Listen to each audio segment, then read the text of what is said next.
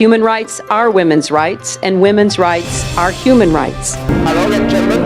Take the escalator, please. Thank you very much. Ladies, up the stairs. Thank you. Women are not even accepted as human beings. It's just the way it is. Yep, it is. Stairs, please. Thank you very much. Yep, it's just the way it is. They are treated with injustice and inequality. I was walking and he just comes from behind, grabs me by my breasts and holds me in front of a church where you would never even imagine something like this could happen. Girls are so useless. Guess you should have stayed home in the kitchen, eh? What is wrong with you? Go home and bake cookies. Women are generally not believed, but women of color are not believed more. That lack of respect contributes to her feeling worthless as a human being. The second is as a female. I'm a woman. I'm incapable of making my own choices.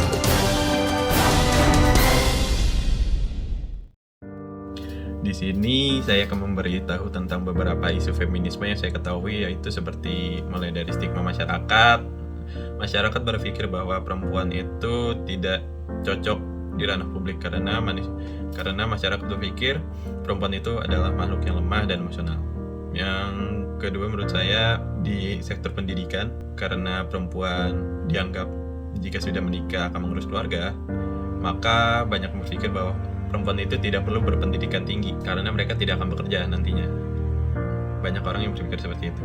Di dalam sektor ekonomi seperti dalam pekerjaan, ada ketidakadilannya upah atau gaji, di mana laki-laki yang lebih tinggi dan gaji perempuan itu lebih rendah daripada laki-laki, karena banyak yang berpikir juga bahwa jika sudah menikah dan perempuan akan mengurus keluarga, berarti perempuan itu bukan pencari nafkah utama. Jadi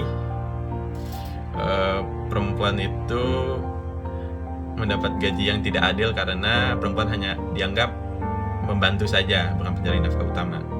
Dan yang keempat yaitu dalam posisi di pekerjaan. Mengapa di posisi pekerjaan? Karena kebanyakan di posisi pekerjaan atau di posisi jabatan yang strategis itu lebih banyak didominasi oleh laki-laki. Mengapa didominasi oleh laki-laki? Karena perempuan dianggap itu tidak layak memimpin jabatan yang lebih tinggi daripada laki-laki. Maka dari itu masih banyak ketidaksetaraan gender. 1 in 3 women and girls are impacted by physical or sexual violence in their lifetime.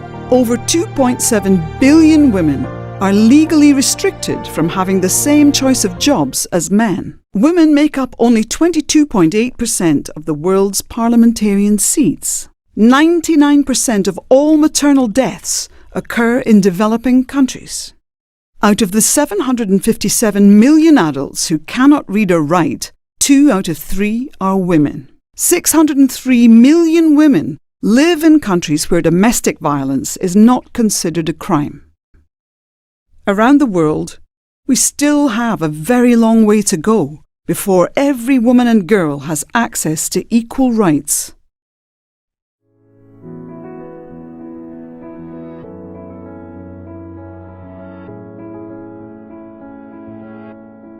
Menurut saya, pada intinya feminisme itu suatu gerakan sosial yang mempunyai tujuan untuk mencapai kesetaraan gender antara laki-laki dan perempuan dalam lingkungan masyarakat, dalam lingkungan keluarga maupun dunia kerja. Feminisme menurut saya adalah sebuah gerakan perempuan yang menuntut emansipasi atau kesamaan hak dengan laki-laki. Menurut saya, feminisme adalah sebuah gerakan sosial atau ideologi untuk mendefinisikan atau membangun sebuah kesetaraan gender di setiap aspek kehidupan. Contohnya di lingkup politik, ekonomi, ataupun sosial. Saya kurang tahu mengenai feminisme ya, tetapi menurut saya feminisme itu menjunjung tinggi kesetaraan laki-laki dan perempuan. Menurut saya feminisme merupakan kegiatan yang selalu sensitif dibicarakan sehingga selalu ada pro dan kontra. Menurut saya feminisme adalah equality kedudukannya sama antara satu dengan laki-laki dan perempuan, tanpa bukan berarti perempuan overpower dari laki-laki, tapi mereka punya kemampuan yang sama dalam menjalani hal dengan porsi masing-masing dan di profesi mereka masing-masing. Misalkan perempuan bisa bekerja sama dengan laki-laki juga bisa bekerja, perempuan bisa melakukan pekerjaan yang bisa laki-laki lakukan, misalkan menyetir mobil, juga bisa kalau mereka ingin bisa ke bengkel atau juga bisa lebih kuat seperti laki-laki, tapi mereka punya kedudukan yang sama. Dan feminisme menurut saya memang seharusnya adalah equality yang diutamakan.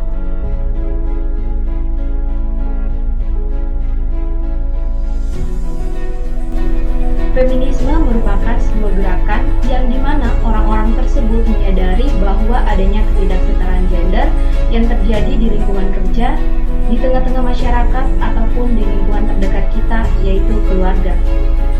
Ketika mereka menyadari bahwa adanya ketidaksetaraan gender dan mereka berusaha agar tercapai ataupun terpenuhinya hak-hak perempuan, dalam konteks ini, implementasi dari definisi feminisme telah tercapai.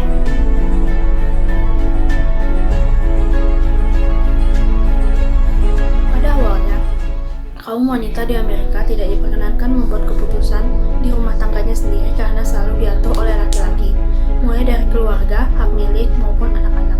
Seiring berjalannya waktu, wanita yang bersekolah dan bekerja mulai tampak, walaupun masih saja disisihkan oleh masyarakat di sekitarnya.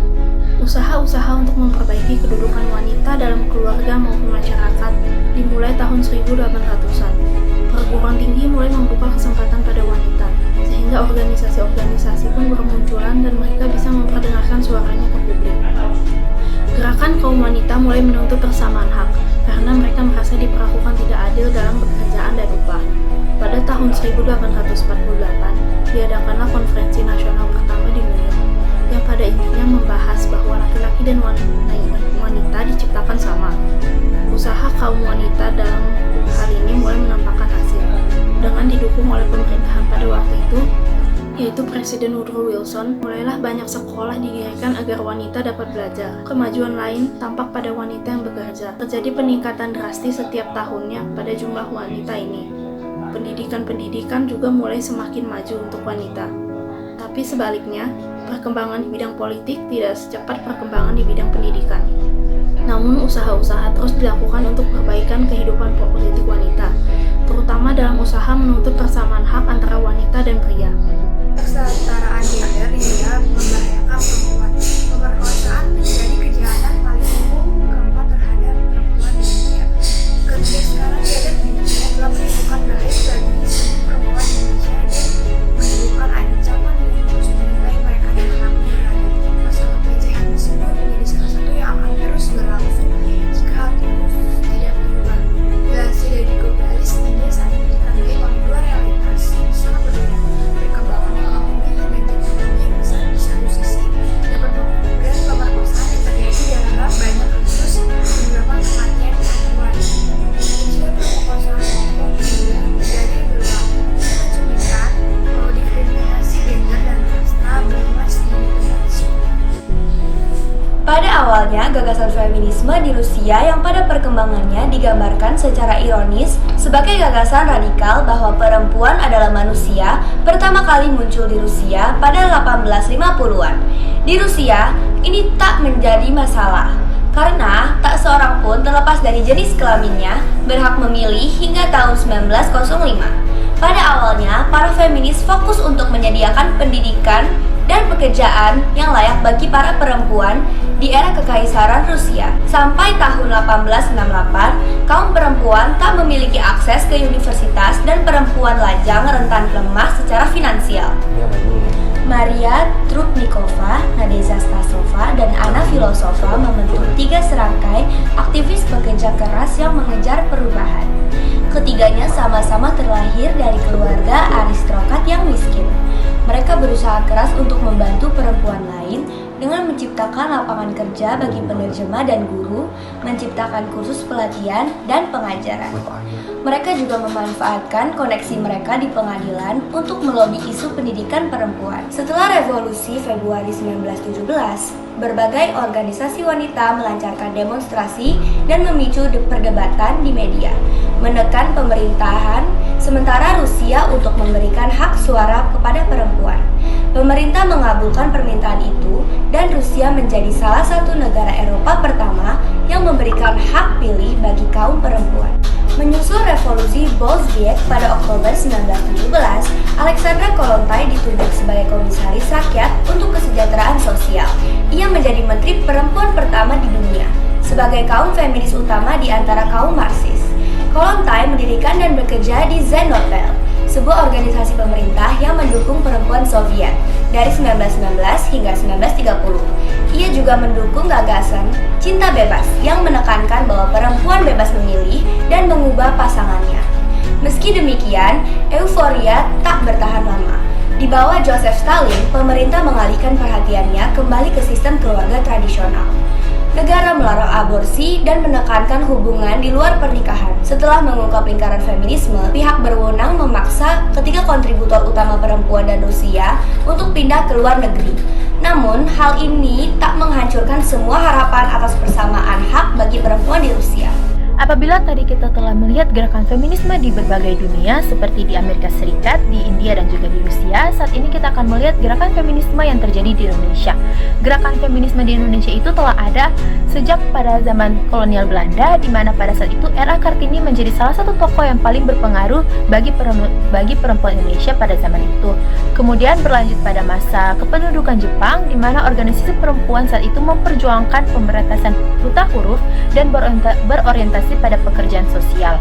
Kemudian pada masa Orde Baru muncul sebuah gerakan konvensi penghapusan segala bentuk diskriminasi terhadap perempuan atau CEDAW, di mana melalui gerakan ini beberapa organisasi feminisme mulai berdiri dan mengusung isu seksualitas dan penghapusan kekerasan. Kemudian terus berlanjut hingga pada akhirnya pada tahun 1998 melahirkan sebuah Komisi Nasional Anti Kekerasan Terhadap Perempuan atau yang kita kenal dengan sebutan sekarang yaitu Komnas HAM, dan berbagai undang-undang serta peraturan pemerintah berspektif feminisme mulai lahir dan terus berkembang hingga saat ini. Gerakan feminisme memberikan dampak yang sangat besar bagi perempuan, dan gak hanya bagi perempuan, bagi laki-laki juga ada dampak positifnya, terutama di dalam dunia kerja. Dahulunya perempuan itu sangat dibatasi untuk bekerja, dan kalaupun mereka mau bekerja, pekerjaan yang dilakukan itu sudah distereotipkan, yang katanya itu pekerjaan hanya cocok dilakukan oleh perempuan, seperti memasak, menyuci, menjadi babysitter, sekretaris, perawat, guru, dan lain sebagainya.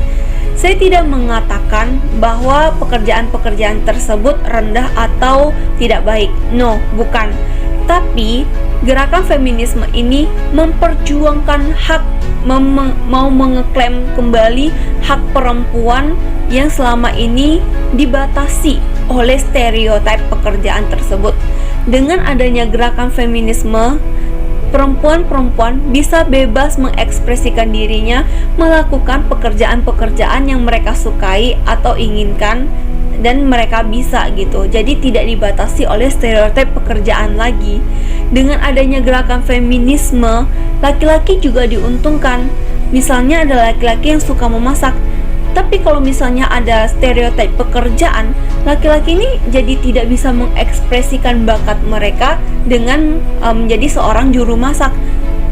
Dengan adanya feminisme ini, laki-laki juga sudah dihapuskan stereotip pekerjaan tersebut.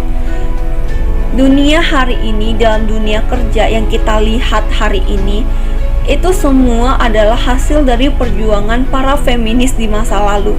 Mereka memperjuangkan kesetaraan pekerjaan, hak akses antara perempuan dan laki-laki. Feminisme tidak mengajarkan kita untuk membenci laki-laki dan mengagungkan perempuan. Feminisme juga bukan paham mengenai bahwa perempuan lebih baik daripada laki-laki. No. Di feminisme ini kita memperjuangkan kesetaraan akses bagi perempuan dan laki-laki. Kita memperjuangkan bahwa laki-laki dan perempuan itu setara, dan mereka dan kami perempuan bukan berada di belakang laki-laki, tapi berjalan di samping laki-laki bersama-sama. Demikian dari kami. Terima kasih untuk perhatiannya, dan mari kita sama-sama dukung gerakan feminisme ini supaya tercipta